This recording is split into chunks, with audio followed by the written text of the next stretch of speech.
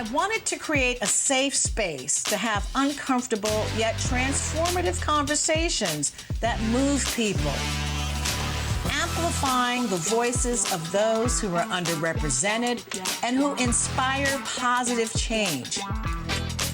I'm Toni Williams, and this is Brooklyn Savvy.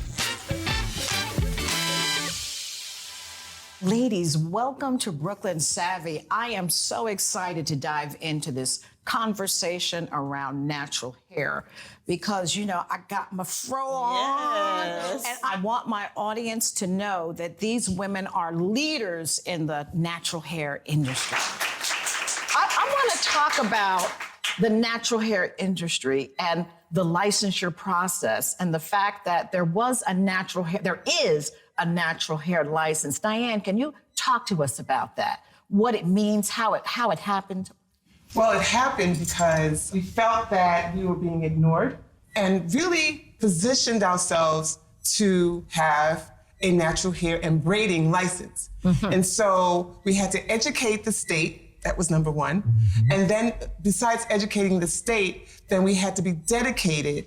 I spent 2 years of my life going back and forth to Albany, educating people who have no clue around natural hair and let them embrace it in a way that you could educate people.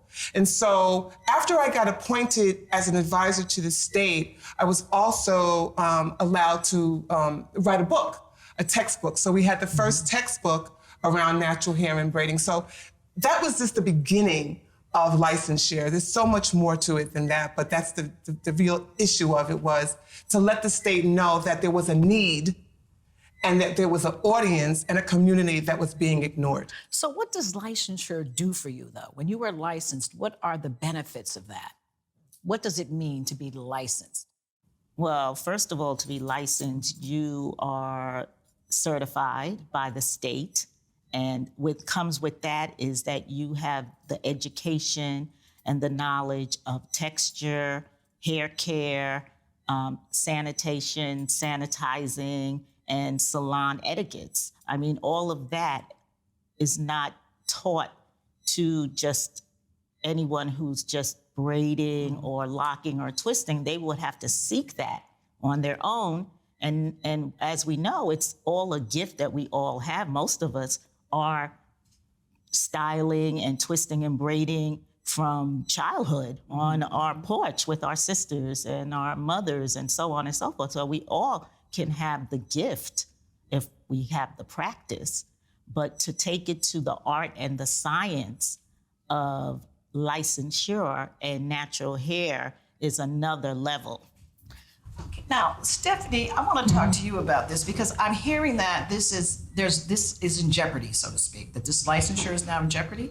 Can you talk to us about what that means and what you're doing to stop this? Well, first, I'd just like to say that the state and all government is responsible for protecting people. And I do want to thank these ladies for carving out a niche for basically all of the women of African descent to wear their hair the way it was meant to be and have that recognized. So I just have to say that first. And so I don't believe it's in jeopardy. What I think is that there are some members of the legislature who saw another group of people that they wanted to assist. And these are people who aren't in the position to go to a school or to afford a school or to afford a license or to dedicate the 300 hours that they need for the license. And so they attempted to create a pathway for them. And that sounds okay, it sounds right? okay. That's fair, right? But the great thing about laws are that you don't have to erode one in order to serve another. Another, right? And so we're trying to create a career pathway for anyone who wants to be in the industry. And what we're saying is that the law as it stands should stay, but for those who don't practice all of the protocols and the health benefits that a natural care stylist knows, they should be called something else. And they should have a license, And people should understand what they learned how to do and what they can't. But they can't call themselves a natural hair care specialist if they're not taking care of your hair, if they're not washing and grooming and consulting with you about your hair. If they're just braiding, then they have to have another name and another license. So, a lot of storefronts with hair braiders. Yes. You know, are those braiders typically licensed or unlicensed? Because I used to get my hair braided all the time, and I felt that they were mighty tight. They were mighty tight. And I was like, oh, am I damaging my scalp? Yes, you're damaging your scalp. Is that what will help with this process? That's the protection that we're trying to ensure. Right. To let folks know that you're coming to get your hair braided, but what you're not getting is the care and the cleanliness in some instances, and all the health protocols that are required when you get your hair done. Absolutely. Yes. Now, Natasha, we've been talking about this for some time. Yes, we have. And you are someone that really understands all of the pillars of how this is working. Talk to us about that. Yeah. So Main Moves Media, I started as a platform because I met pioneers in the industry like Diane Bailey and Diane Da Costa and so many others. And I knew that the new natural hair movement that started in the mid 2010s, right, was missing a voice, was missing a key important voice, and that was from the professionals. And I knew that a lot of people were, going on YouTube and trying to understand this texture that they had no clue about. This texture that caused a lot of angst, and a lot of frustration. And I knew since, I went natural back in 99 and 2000, and I kind of had to figure it out on my own. But when I found, that there were professionals in the industry located right here in Brooklyn, and that there was a whole history of this movement prior to what we knew before, I said, people need to know about this. And so that's why I created my company, Main Moves Media. And I was telling these stories. And I wanted people to understand that a lot of what we learned about our hair, we would have to unlearn, right? And we could do that with the help of people who have been in the industry for years, who understood a multitude of textures, not just, our texture, not just the person you're following on YouTube who was an expert in their own hair. And also, the conversation around hair is much deeper than just hair. Absolutely, absolutely. Right. And a lot of the times when I was talking to stylists, a lot of my conversations had to do with the psychology of hair and also getting people to embrace themselves and to love themselves. And so I realized that there was a relationship between hairstylist and client that needed to be mended. Big time. Big time. Big time. And so, Diane and I and some other stylists that I work with, we put on a lot of events so that they can have FaceTime with each other and understand where they're coming from. Because I think a lot of times the salon industry, I should say, has caused a lot of tension between the clients and the stylists. Absolutely. Why is that, Diane Bailey? I'm going to say I stopped going to salons because I didn't like the feedback that I would get from my sisters around how I'm supposed to, your hair is so tight, or, your back, your kitchen is kind of nappy, and I can't. And it was just, it was a violation of my beauty aesthetic. The hairstylist doesn't just do your hair. It's a whole body connection, right? And so when we go to cosmetology school, we're not taught that. We're taught that, you use chemicals and you provide a service and you go to the next client. But in natural hair, it's a little different. We embrace the whole person, and we recognize that going natural, and wearing your hair in locks or braids, needed to have a safe space. And this hair salon, the natural hair salon, is a safe space. What do you mean when you say safe space? It means that I'm not going to come out feeling less than? I mean, what does that look like? It looks like a reflection of yourself. It's more of feeding the soul, right? Not just the hair. It's a connection. It is, it's herbs, it's botanicals. You're not going to smell chemicals when you come into a natural hair salon. That sulfur smell? You're not going to smell that. You're going to smell the herbs, and it's going to be fresh, and it's going to be clean, and the colors of the salon are going to be engaging, and it's going to feel safe. And when you provide a service, or when the client comes in, that's what they're looking for, a safe space. And they want to indulge themselves and be around people who Help them feel validate. beautiful. Help them Help feel them feel beautiful by validating them. This is about validation. Absolutely. Diane, do you want to comment on that? Because I listen to you a lot on YouTube, sharing some of this. And also I fell in love.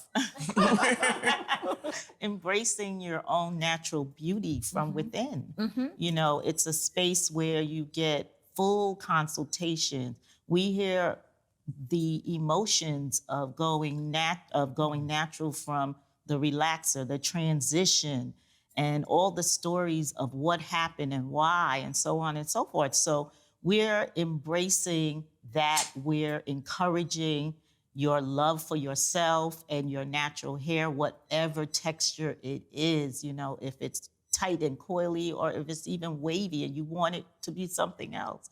So we're embracing all that. And So no judgment, right? No That's what I'm hearing. judgment, I'm hearing the no judgment zone. and teaching you how to care for your hair when you're not in the salon, because that's advantageous to us as stylists, to not have to start all over again every time you come in, because we want you to be on a healthy path for growth, which is what everybody wants, their natural hair to grow. And so we want to bring And it you does on that, grow. of course. Because there were messages back in the day that your short, nappy hair wouldn't grow. No. But that's not true. No. It was the way it was treated, which has caused it to break off and Yeah. that kind of thing. Well, the expectation of length being an aesthetic Yeah. is an issue for me. It's an issue. Let's go there. Let's go there. Speak about that a little bit more. Well, the aesthetic of length is a European concept. Yeah. Interesting. And so those concepts had to be erased or diminished because we've been plagued by that for years through commercials, through social settings, through schools, going to schools. If young girls didn't have long hair, if they didn't have straight hair, they were shunned, they were demeaned. Or called buckwheat. Or called buckwheat. What And, can I tell then you? even today, when a young girl loses her hair or has a short haircut, they call it the boy cut. They sexualize short hair as being the boy cut, when it's just a haircut. And it just allows her face to be seen in a way and her hair type to be, and her hair texture to be admired in a different way. Now, I was reading that so often cosmetology schools don't teach different They textures. do not. Now, how is that possible? We live in America. Oh, we live in America, and we have the standard of beauty from European standards. And the State Board has not been updated in over 50 years. It's the same test. The book has been updated, but the test has not been updated. So we're taught to pass the test. And if you get something out of the book, so be it. But we're learned to pass the test. So there's chapters in the textbook now, but they skip over it because it's not on the test. You know, Natasha, we were talking about advocacy, because that sounds like something that needs to change, right? And you were talking about how you all went through this process and you learned how to advocate. You want to talk a little bit about what that looks like? Because it looks like more than you all need to be a part of this. Oh, and I'm sure you definitely. are, that you have a coalition, but can you talk about that? So just a little shout out to the Center for Law and Social Justice for their advocacy academy that we took. So when we went up to Albany, we didn't know what we were doing. As far as we knew we were passionate. We were very passionate. We were fired up. We were a little mad. We were very passionate, and we knew that this was important, right? We knew that that people needed to know. People needed to understand why this was important. And one lesson that I learned is that, we had to check ourselves. I don't think anybody is out to harm us. I think, like Stefani said, Stefani Zinerman said that, trying to protect one person might then, rub the feathers of somebody else. But the thing is, for me, what I found is that a lot of people just didn't know. When we talk about textured hair, it was like, there was a think people are glazed over. Oblivious? Oblivious. That word again, but that's just ignoring. You know what I mean? Well, this is the thing. Right. I went there with an open heart, Always. with an open mind. Very good. And I knew that what we were doing was the right thing. Mm-hmm. So I felt that we really didn't have any type of, we weren't gonna be met with any type of adverse reactions or anything like that. I knew that this was an opportunity to teach. And that's what we did. We came there, we printed our flyers, we had exactly all our bullet points, we knew what we were gonna say, and all the doors opened. All the people that we needed to meet and tell our story to, they just appeared. You were in flow. We were in flow. Because you went with an open heart and you created listening. Yes. Yeah. Yes. And at first, like I said, we were angry, but then we had to really come together, and the advocacy class really helped us hone in on our message. What is the message? What are we trying to get across? Why is this important? Because, you're coming to people and you're telling them about a problem that's not on their minds. Nobody's thinking about this necessarily. And it tends to sound like a complaint sometimes. Yes, yes. Oh, my hair's not right. Nobody's caring, right? Yes, yes. And so, you have to kind of speak to people where they are. You know what I mean? And so we had to get really, really clear about what our message is, why it was important, and why was it important to their constituency. So we had to really, come back and think about, and really think about what we wanted to say. And it really helped us. It helped us to be clear, and it helped us to focus ourselves, because the natural hair industry is huge, and the issues that are in the industry are a lot.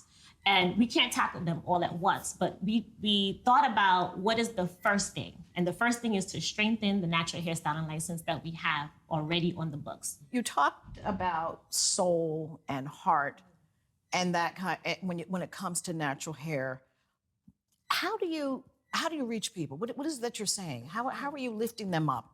Because I can imagine people come to you and they've had damage. Okay, they've had people tell them their hair's not quite right. They've had perms that have burnt their scalp. They have the burns from the press and comb, all this stuff. I mean, it's a mess, right? So how did you come to embrace yourself so that you could help others embrace themselves? Well, living in Brooklyn was the greatest experience because I was bussed out. I lived in Bed-Stuy, but I went to school in Bensonhurst. Oh, that's what you mean by bust out. I was like, she busted out. And so there was a dichotomy in my life. There was I lived in the hood, but I went to an all-white school, and so that was the beginning of my passion for expressing myself as a Black woman from high school. And when I graduated high school, I had an afro. It was the 70s. And I was really clear that who I was as a Black woman even then at 18. And so natural hair found me. I didn't look for it. It found me. And once I saw it and I embraced it, it changed my life. It changed how I went food shopping. It changed who I had made company with. It changed where I wanted to live. It's a lifestyle. It's not a hairstyle. It's a way of being. It's a way of thinking. It's a combination of beauty, wellness, health. It's engagement. It's family. It's friends. And so I remember one time my daughter, she was about 8 or 9, and she said, "Mommy, can I have a relaxer?" And I was like, "Sure, honey, you can have a relaxer, but you're gonna have to move because everyone in this house wears their hair natural." So there was an expectation in my house that you too will be natural, that you too will eat well, that you too will get educated. So once those expectations are in your home and in your community, people rise up to those expectations. I'm wondering though, I was talking to my son, right? And he had gone to college down south, and he says, "Mom, that natural hair is not picking up down south. Everybody's wearing weaves and blah, blah, blah." And I do believe that a lot of what we do is to attract male attention. Yes. So how are men relating to this whole, because I hear all kinds of things. I mean, and I see things. You know, I watch Basketball Wives and all this stuff, and Love and Hip Hop, and the weave is on. The weaves and wigs have been around for thousands. Yes. And that's what he said too. He Yeah. said, "Mom, black That's- women been wearing wigs since Egypt." This is nothing new. Yes, Our mothers, our grandmothers wore wigs. Wore wigs. The problem with wearing the wigs and weaves now is that it has created an epidemic of hair loss. Yes, yes. Because you cannot live in a wig. You cannot live in a wig. This is something that you take off and on because it's part of your costume or it's part of your day-to-day work, but it is not a lifestyle. It is an option, not a necessity. When it becomes a necessity, then there's a problem. So you're talking about hair loss, which black women have more hair loss than any other ethnic. We have 42% in our community of black women and Latina women as well have hair loss of some type. And that's due to the manipulation of the hair to change its Well, it's texture. due to many things, but one of the most egregious piece of it is wearing braids and wearing wigs too long on a daily basis. Yes. Is there any such thing as having your hair breathe? I've had people talk to me, your hair needs to breathe. I'm saying, but your lungs aren't up there. Whether I'm wearing my hair up like this, I have to take it down at night so I can massage my scalp, put my oils in it, and let it breathe. Think of your hair as a plant, and you put a plant in a closet, and you shut the closet door. What happens to that plant? Right. If it doesn't get vitamin D, if it doesn't get watered, if it doesn't keep hydrated, it will shrink and die. Yeah. And so will the follicle. What do you think the future of natural hair is? The future is now. Yeah. There is no other future. It's a revolution. It's not going anywhere. It's just blossoming. I mean, if you watch every sports channel, all the guys have all kinds of elaborate hairstyles, natural locks, twists, everything. I mean, my clientele has tripled with men. I noticed that on coming YouTube. in, getting all kinds of hairstyles. I mean, I'm even shocked. Now, really, in the 90s, it was just as equal as it is now with men. The answer to your question, it is not going anywhere. It's a revolution. Absolutely, absolutely. And I think there were always groups that always wore natural hair. Yeah. I mean, I just think about the fact that my grandmother and my mother was a trendsetter. It really disturbs me when I hear what young women are going through right now. They don't feel like that they can wear natural hair because of where they work. And I'm thinking, I've never had to, no one has ever approached me about how my hair is. And I started out in knaps, I cut my hair off. Yeah. I wore it short, Yeah. natural braids, and I've never had that. And I don't know if it's because I've walked in my power all my life, and so nobody would dare. But it's something that for me in certain groups, and especially I guess those in my family and others that I know, they've always embraced natural hair. And so I think that for some people it's trendy. So if you're asking the question about that arc ending, Yes. but no, I think now, no, because there's options and people understand that there's laws that are there to protect them, and that this could also be a career pathway for you. Just think about it. What's the numbers right now for the billions that the hair care industry? There's $8 billion industry. Right. And so Money you're talking follows about this for sure. oils, It's in there, You're talking right. about all kinds of aesthetic pieces that you can add to your hair as well. So I think this is trending upward and not downward. You know, something that we had shared or talked about earlier had to do with deceptive marketing when it comes to our hair and products. Because yes, there's the natural hair movement, but that perm movement is still there too, you know, and has been there, and it has created a lot of damage, of course. It is a horrible smell and they have to put perfume in it and all these things in it to modify it. And now they realize that uterine cancer has been linked to permanent relaxing the hair. Right. So imagine the type of advertisement we really should be seeing about perm, right? The same way we have cigarettes, right? Yes, You have it that should be a person- warning. There will be a warning needs now. to be a warning. And not only that, let's think about it. We've known about it for 20 years. relaxers are declining. It's not having they tried to have a comeback a couple of years ago. It's not coming back in the numbers. So every company is now has a division for texture and natural hair products. Yes. So let's think about the numbers here and why the chemical straightening news is actually coming out now. Because relaxers are not coming back. So now they're okay with telling us now, oh, you're gonna get cancer now. Well, we're already natural. So we're already an $8 billion industry. So what's the correlation there? Well, see, this is another thing. Yeah, Don't come to rescue me. Don't come After you poison me? me. Yeah. Okay, that's the issue I have. They knew, and they still know. And so, you know, the we lie need was to a be, lie. well, we Was as a lie. consumers need to be more aware and conscious and honor the fact that you have to read the label. Don't just read the front. Turn it around, read the back. If you see that there are chemicals in there that you don't even know the names of them, there is a problem. But that's almost in everything. Exactly. I mean, do you know what's in your Dorito? I mean, I'm just saying. No, no, exactly. And that's, but it's a consciousness. But it's a consciousness. Don't assume, just know that it is your responsibility as a consumer to be more aware and not to just go for the commercial and the hype. Or the look. But we do of have the a packaging. literacy issue, and we have product literacy issues as well. And you all know, you've seen those beautiful commercials of everybody interacting, and then the person is talking for 2 minutes about how this is going to kill you. But somehow you're still enthralled by the image, right? So this image is so powerful that you don't listen to what's going on.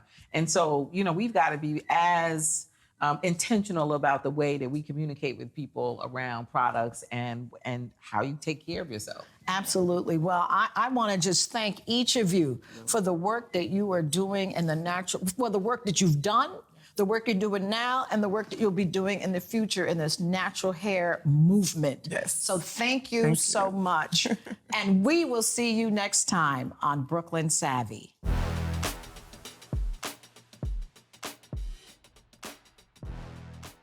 So relaxers are made from sodium hydroxide. The relaxer is still here, it's still in full bloom in all the different strengths. The keratin treatment is a protein amino acid treatment. There are two types of keratin treatments. There's the formaldehyde straightening treatment, which is carcinogenic, and so you should stay away from any keratin treatments that have formaldehyde or aldehyde or derivatives of. And then there are keratin smoothing treatments that are made from organic compounds, which are the natural elements of what our hair is made of. So always think about straightening, relaxed and taking out the protein, and smoothing treatments or keratin treatments that just relax the hair and reverts back to the natural state over a period of time.